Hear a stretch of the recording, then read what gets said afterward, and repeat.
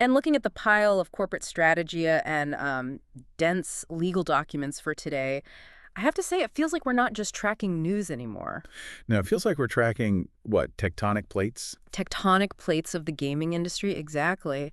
And I see you've brought your usual encyclopedia of notes. Well, you call it comprehensively cross-referenced, and I take that as a compliment. But Yeah. honestly, the complexity here, it demands it. We're not just reading headlines today. No. We're really trying to analyze the corporate psychology behind it. I mean, these are billion-dollar decisions. And that is absolutely the mission.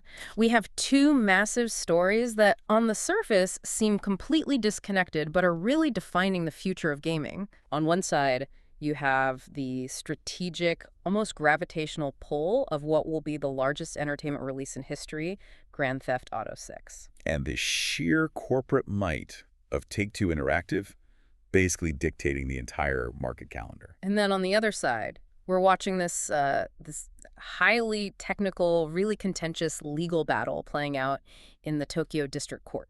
Involving Nintendo, the Pokemon Company, and the developers of Pal World, Pocket Pair, who've been, wildly successful, but also super controversial. So our goal for this deep dive is to sort of weave these two threads together. You've got the colossal financial power plays of a huge publisher, and then these complex, almost existential legal fights over intellectual property. And they're both about the same thing, really. Which is? Market control. Who gets to make games, when you get to play them, and, crucially, what tools and ideas you're even allowed to use. That's a perfect summary. And our source stack is solid. We have the latest detailed financial reports from Take-Two. We have extensive analysis on the whole GTA 6 staggered release, the console-first strategy. And a ton of in-depth legal commentary on that Nintendo Pocket Pair lawsuit, which, and this is key, includes specific actions and technical findings from the Japan Patent Office. The JPO, yeah. Yeah. That's a huge piece of the puzzle. Okay, let's unpack this. And I think we have to start with the industry earthquake, the event that basically shifted the entire competitive calendar for the next 2 years. The GTA 6 delay. The massive strategic delay and staggered release of Grand Theft Auto 6. So Rockstar finally made it official.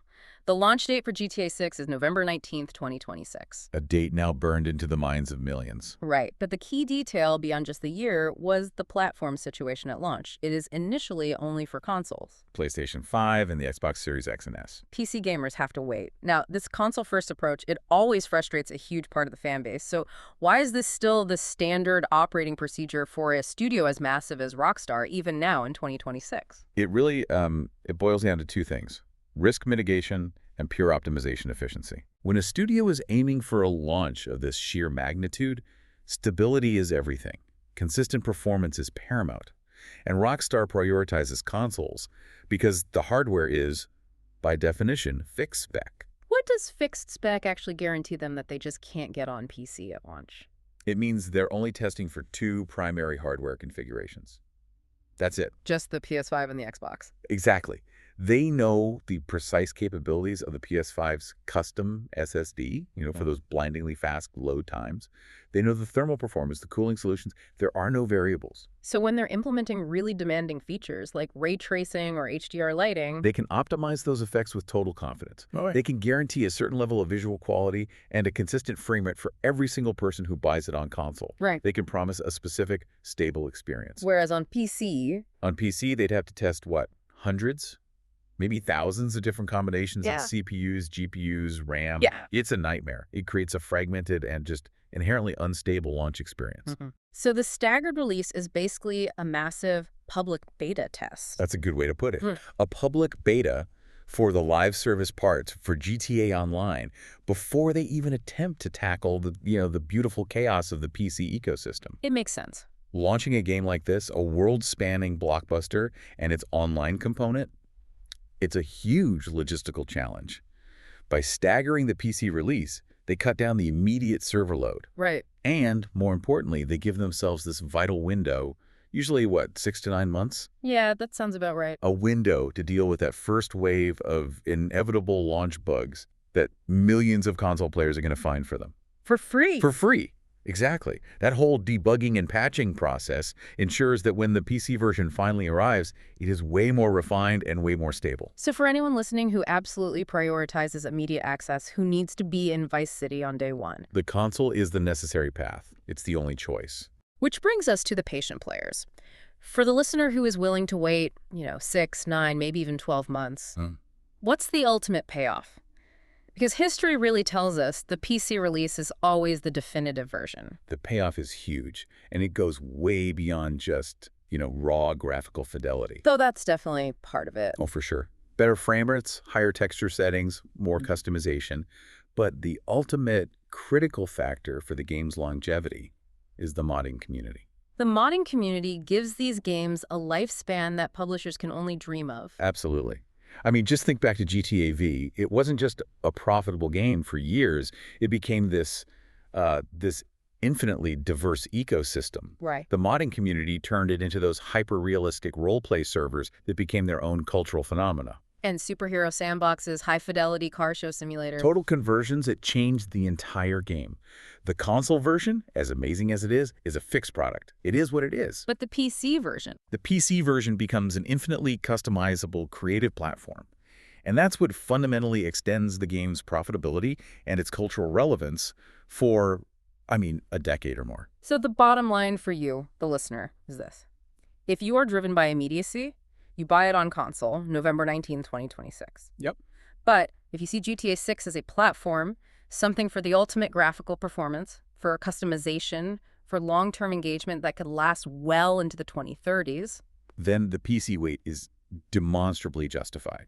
That patience gets you ultimately the most flexible and creative experience. Now let's connect that strategic patience to the massive financial stakes here. Right, because Take-Two Interactive, Rockstar's parent company, they reported their fiscal second quarter 2026 results on November 6, 2025. This was just after they confirmed that release window. And the context here is so important. They are making this massive scheduling decision from a position of just profound financial strength. And the numbers absolutely confirm that. Net bookings for that quarter, they grew 33% year over year. Hitting $1.96 billion, which was above their guidance, which investors always love to see. But the number we really need to focus on is the composition of that revenue, recurrent consumer spending.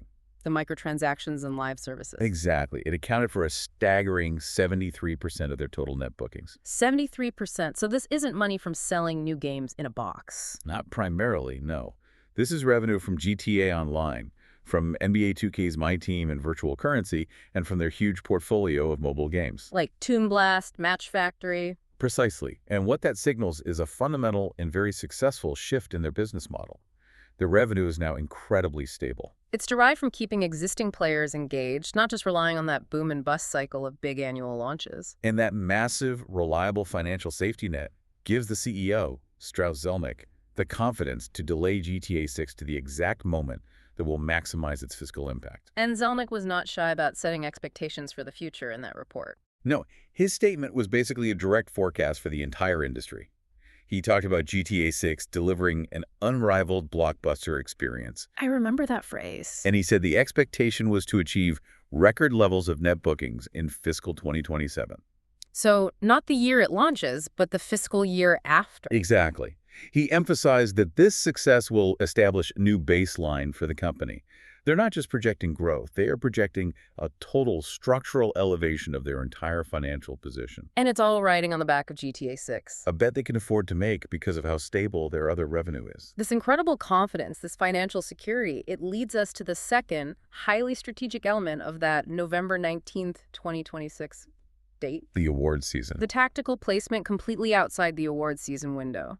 This is such a shrewd, calculated move. It just demonstrates complete market mastery. So break it down. How does it work? Most of the major international game award shows, the Game Awards, a lot of the Critics' Choice Awards, they all use a qualification cutoff date. Which is usually around mid-November. Typically, yeah. So by releasing on the 19th, GTA 6 is specifically, deliberately disqualified from all of the 2026 awards. Which means it is strategically positioned to absolutely dominate the 2027 awards season. We've seen this move before. We saw it successfully executed by games like Baldur's Gate 3, by Elden Ring. It allows the hype cycle to build, the sales figures to skyrocket, and the critical consensus to, really gel over a longer period. It ensures maximum impact when it comes time for the next year's competition. Right, and the ripple effect on competitors is just enormous. This is something that Pal World's communications director, Bucky, actually commented on publicly. Oh, interesting. What did he say? He pointed out the industry reality. He said, expect to see many games, especially AAA ones, swerve to avoid the 2027 award season. Of course. If you're another publisher and you have your own $100 million plus Game of the Year contender, You do not want to launch it in a year where it is guaranteed to lose all the major awards to GTA 6. It's just bad for marketing, bad for morale. so this one tactical date choice, it does two things. First, it clears out the immediate commercial competition in that late 2026 holiday window.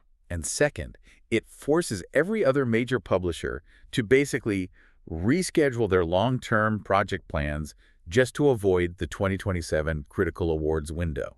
It's a massive disruption. So the GTA 6 delay, it isn't just about polishing the game, it is a massive corporate power move. Absolutely. It maximizes financial returns, guarantees a higher baseline of profitability, and systematically disrupts the competition's ability to compete for years. But that's market power through, commercial timing and strategy. Let's pivot now and look at a different, maybe more toxic type of power move. Market control through legal fencing. Exactly. Let's shift our focus from Wall Street to a courtroom in the Tokyo District Court. Right, where we have the behemoth Nintendo, along with the Pokemon Company, suing Pocket Pair. The studio behind the breakout hit, Pal World. And this fight isn't about sales figures.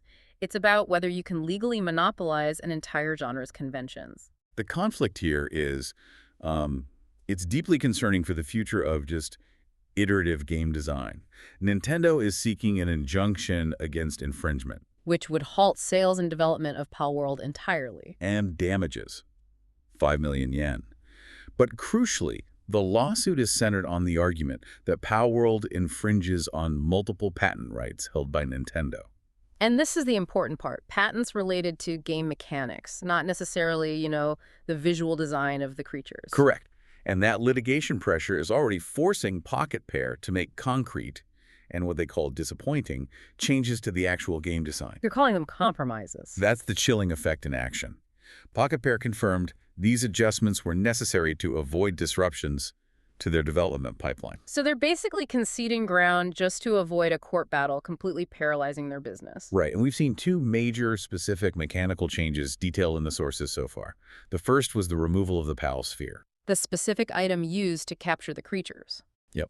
And the second change seems even more fundamental to just, open world navigation. The gliding. It is. Yeah. They removed the ability to glide with a PAL. Now, gliding requires a separate, dedicated glider item. And Pocket Pair said this was disappointing, but necessary. Those were their words. Mm-hmm. And these design restrictions, they just demonstrate the immediate power of litigation. It forces a successful developer to spend resources not on making their game better, but on sidestepping legal hurdles around very generic actions. So let's break down the nature of these patents that Nintendo is asserting, because like you said, if they're not suing over the character models, they must be trying to claim control over basic gameplay concepts. And that's where it gets so problematic. That is the central conflict. Nintendo filed several of these patents in 2024. After Pal World was released? After its release, yes. Yeah. But they have to argue that the underlying inventive concept predates the filing date.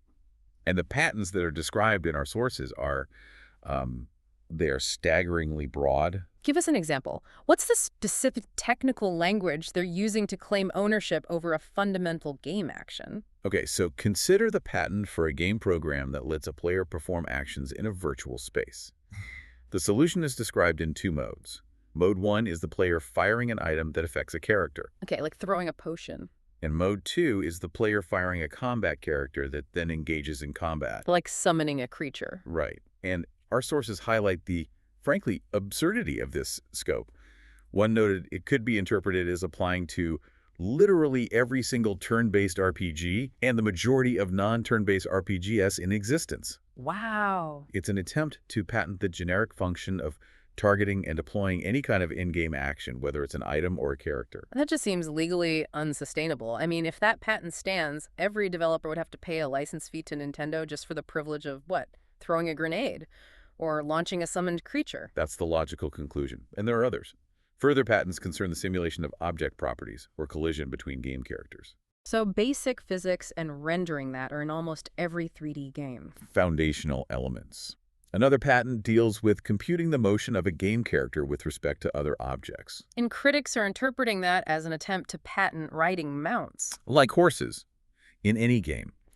The intent really appears to be to monopolize the general concepts of catching monsters, collision detection, and mounting ideas that have existed in tabletop games and digital games for decades. So now we have to discuss a really unusual legal maneuver that happened here. Nintendo actually reworded one of their key patents mid-litigation, Yes, which just screams a lack of confidence in their original filing. it absolutely does. Now, in Japan, it is legal to rewrite or amend a patent during a lawsuit as long as you don't introduce any new technical concept. Okay. However, this move is widely seen by legal analysts as a massive admission of weakness. It strongly suggests that Nintendo's lawyers felt the original patent was vulnerable to an invalidity challenge. For being too vague or just not being novel. Exactly. They were demonstrably on the back foot. So they tried to fix their mistake, but in doing so, they might have actually made their position even weaker. That's the paradox, yes. Because the reworded claim, in some cases, became even more generic. How so? For example, they changed the patent claim from referencing a specific sphere-like capture device to the much broader firing an item. So it's less specific. It's way less specific. And while that broader scope theoretically covers more competitors, it simultaneously makes it much easier for Pocket Pair's defense to invalidate it by citing what's called prior art. Because vague concepts are everywhere. They're everywhere. It makes it very difficult to prove that your idea is truly novel. And this vulnerability was just dramatically confirmed by a crucial ruling from the Japan Patent Office, the JPO. This is arguably the biggest blow to Nintendo's legal strategy so far.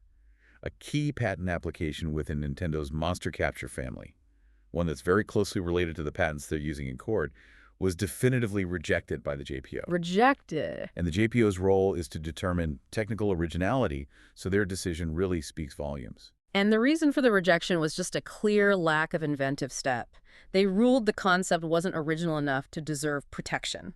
That's exactly it. The JPO's finding was based on a whole list of prior art. Which is the legal term for any public evidence that an invention or concept was already known before the patent was filed. Right. And in this case, the JPO cited a bunch of pre-existing games. Yeah. ARK, Survival Evolved, Monster Hunter 4, Craftopia. Wait, ARK and Craftopia? Yes, and even the Japanese game Kantai Collection. And, maybe most ironically, Nintendo's own mobile game, Pokemon Go. Citing ARK and Craftopia is huge, though. It is highly strategic. Those games are known for their procedural generation, their open-world survival elements, and mechanics involving taming or trapping creatures. Right. By citing them, the JPO is officially confirming that the core concepts of blending survival, crafting, and creature capture are established genre mechanics. They're built on existing history.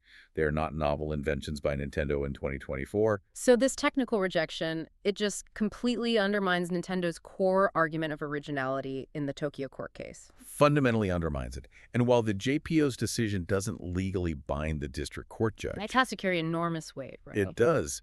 Judges give considerable respect to the JPO's technical findings. It significantly strengthens Pocket Pair's defense. Now, they can argue they aren't copying Nintendo's proprietary tech. They're just engaging in routine genre iteration. Building on decades of established mechanics. Exactly. Nintendo got that rejection notice in October, and now they have a 60-day window to respond or appeal. This guarantees this legal battle is going to drag well into 2026. So if Nintendo's patents seem so technically weak and they've just suffered this major setback from the JPO, why are they still pushing this lawsuit so hard? This really points to what's often called the evergreen legal strategy, or a war of attrition. A war of attrition. The primary goal might not be to win that 5 million yen in damages, which is a, rounding error for a company like Nintendo. The real objective is to make the cost of defending the lawsuit so astronomically high for Pocket Pair. In legal fees, management distraction, lost development time. All of it. So high that they are forced to surrender or settle or just fundamentally change their game in ways that cripple their ability to compete. The intent then is to build this huge, expensive legal wall around the entire monster collector genre, even if the legal claims themselves are pretty thin. Absolutely. It's about creating a massive chilling effect. It discourages any other indie developer from even trying to enter this very profitable space. But Pocket Pair is fighting back with a pretty smart defensive strategy. They're diversifying. They're not just defending in court. They're publishing other indie games, and this is crucial, they're licensing content to Sony Entertainment. And Sony's involvement is huge. This isn't just a small indie studio fighting a giant alone anymore. Correct. Sony's involvement immediately elevates the whole conflict. Analysts are viewing this as putting a rival corporate Goliath in Pocket Pair's corner. A Goliath with the financial and legal resources to counter Nintendo's strategy of endless litigation. Right. It effectively neutralizes that war of attrition tactic because it gives Pocket Pair the resources to sustain a long, complex fight. This whole saga just brings up a really fundamental question for the industry. Why are basic game mechanics patentable at all? And this is the crux of the crisis. Patents really should protect proprietary implementation. The unique code, the rendering techniques, the R&D. The non-obvious solution to a problem? Yes. They shouldn't protect general ideas like catching monsters or writing a mount. And the sources cite historical examples of this problem. Like the Bandai Namco patent on loading screen minigames. Which they held for decades, preventing any competitor from using that simple quality-of-life feature until the patent finally expired around the time the PS4 came out. And the most relevant current example of this kind of patent stagnation has to be the Nemesis system. Yes, the Nemesis system from the Shadow of Mordor games, created by Monolith, patented by Warner Bros. It's a truly innovative piece of gameplay. A procedural system for generating unique enemies who remember you. Right. A fantastic idea. Warner Bros. Holds the patent, but they are not actively using it across their portfolio of games. So they aren't using the innovation themselves, but they're legally preventing everyone else from building upon that idea. It is the definition of stagnation by litigation threat. The patent forces competitors to waste valuable R&D time designing less innovative, more costly, or just less elegant solutions to achieve a similar effect, just to avoid a massive legal battle. It's an abuse of the patent system. It's using legal fences to monopolize genre conventions, and it threatens indie developers and discourages genuine innovation. It's a tragic irony, really. A truly innovative system gets locked away in a legal vault, becoming a historical footnote instead of a foundation for the next generation of games. Speaking of genuine innovation, let's pivot and look at a studio that operates on a completely different philosophy. One where technical R&D is shared transparently and continuously. Let's talk about Hello Games, the developers of No Man's Sky, and their upcoming fantasy game, Light No Fire. Their recent work is just a direct, robust contrast to all this legal maneuvering we've just explored. What's so fascinating about the Hello Games approach is the transparency and the efficiency of their development cycle. They don't hoard their new tech. They actively integrate it into their existing product. Right, with the recent No Man's Sky Worlds Part 1 update. That wasn't just a content drop. It utilized technology that was primarily developed for their new, massive, procedurally generated fantasy game, Light No Fire. So they're essentially using No Man's Sky as a live platform to test and deploy new engine capabilities from their next game. And in doing so, they immediately enhanced the player experience for their current community, instead of locking that R&D away behind a future release or, worse, a defensive patent. And this update represents a huge technical refinement. Huge. They completely overhauled planetary variety and atmospherics. We're talking about dynamic cloud technology that actually reacts to a planet's specific weather conditions. It feels organic, volumetric. And the water physics got a big overhaul too, right? A significant one, featuring physically based rendering, PBR, that results in dynamic waves that react accurately to wind and storms. Massively improved ocean reflections. It sounds like they're fundamentally deepening the fidelity of the virtual world itself, not just, adding new spaceships or something. That's the key technical distinction, yes. They focused on new volumetrics. You now encounter dense rolling fog in valleys, more dramatic storms, new visual effects like lava sparks interacting with the atmosphere. And it's all designed to interact dynamically. Exactly. Clouds visibly grow closer during storms. Wave heights are calculated based on wind speed. On top of that, the update introduced huge biome variety, burnt, noxious, irradiated, and even idyllic garden landscapes. It massively expanded the scope of the procedural engine. And then they layered new content on top of this new technical foundation. Absolutely. New content focused on usability and combat. They introduced aquatic landing jets, so your starship can land and take off from water, which was a big quality of life request. And the flamethrower. The flamethrower arm attachment for the liquidator mech. Yes. And crucially, they introduced new, large-scale community missions, the Vile Brood Hunt missions. Which are described as being in a Starship Troopers style. Blasting massive angry bugs of the community. It's a great example. This studio provides such an elegant counter-narrative. Yeah. In contrast to Nintendo spending years and millions defending a generic mechanic like riding a mount, Hello Games is pouring its resources into transparent, continuous, significant technical innovation. In sharing that R&D immediately with their community, it really shows that the choice between stagnation and growth, it's a corporate decision, not a technological one. All right. Okay, let's try to synthesize everything we've covered, from the massive corporate flex of GTA 6 to the technical legal warfare in Tokyo.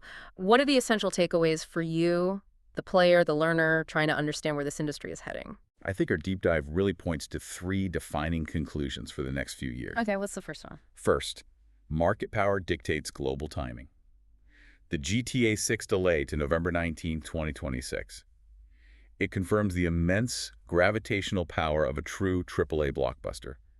That single date resets the calendars for the entire industry for the next 2 fiscal years. And Take-Two has the confidence to do that because of their stable live service revenue. Underpinned by that massive 73% recurrent consumer spending rate, it allows them to position themselves perfectly to dominate fiscal 2027 and the entire 2027 awards season, forcing every major competitor to just get out of the way. A single release date becomes an act of corporate dominance. Okay, what's our second key takeaway? Focusing on the legal battlefield. Second, IP law is unstable and weaponized against innovation. That's a strong statement. The Nintendo Palworld saga highlights this profound instability in gaming IP law.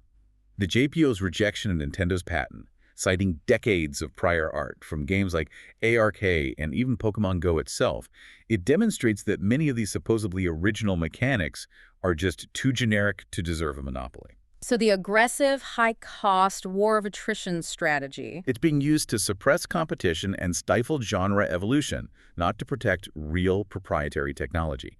And that puts the entire indie ecosystem at risk. And finally, let's confirm the strategy for the long-term player. What's the third takeaway? Third, the ultimate experience demands patience.